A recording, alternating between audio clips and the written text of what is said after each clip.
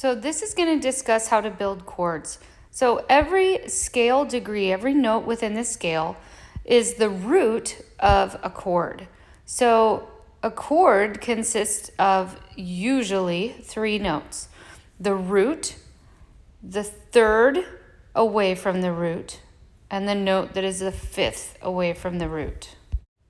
For example, a C chord, C would be the root, E would be the 3rd, and G would be the 5th.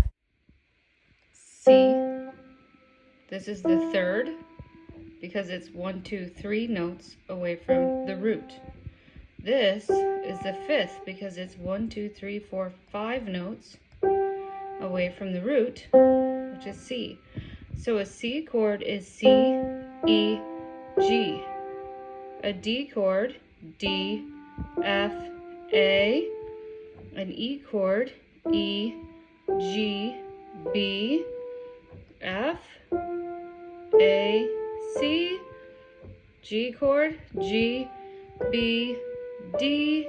A chord, A, C, E. And then this one that's rarely used because it's a 7 chord and it sounds dissonant, B, D, F. Alright, so within these chords, your major chords, your solid, heavy, strong chords are going to be the 1st chord in the scale, the 1, 2, 3, 4, the 4th chord in the scale, the 5th chord in the scale. So these are your major chords. Now in a C major scale, with this key of C major, we have minor chords as well, which is the 2 chord, a D, so that's a D minor chord. The 3, the chord that's built on the 3rd note of the scale, is an E minor chord. And then there is also a very popular 6 chord, which is also a minor, so this is an A minor chord. 1, 2, 3, 4, 5, 6. It's built on the 6th note of the scale, A minor. Okay, and then you also have this one. This is actually a diminished chord, and we can go into detail on that more, but it's typically not used in pop music, and you definitely don't hang out on it because it sounds terrible. But if you're doing the soundtrack to like a horror film, that chord would be in your wheelhouse. So to reiterate, we have our strong chords and our weak chords and our chords that are rarely used. So the strong chords are going to be your major chords. Those are your go-to in every key. So if you're in the key of C, typically you're going to play a C chord, a F chord, and a G chord several times within that key.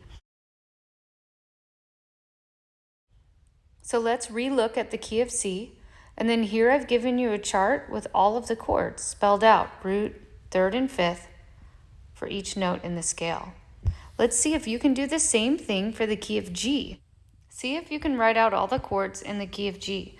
Stop the video, and when you're done, press play and the answers will be provided. Here are all the answers in the key of G. Remember, the G scale has an F sharp, so we have to account for the F sharp when building our chords. If you wrote an F, just make sure you put that hashtag, that sharp sign, next to the F to make it sharp. And if you were to play it on the piano, you'd make sure that you're playing a black key instead of the original white F. Did anyone notice that I missed the F sharp on the number 3 chord? Points off for the teacher. Okay, let's try the key of F. You know what to do. Pause it. Fill out the chords, and the answers will be there when you unpause.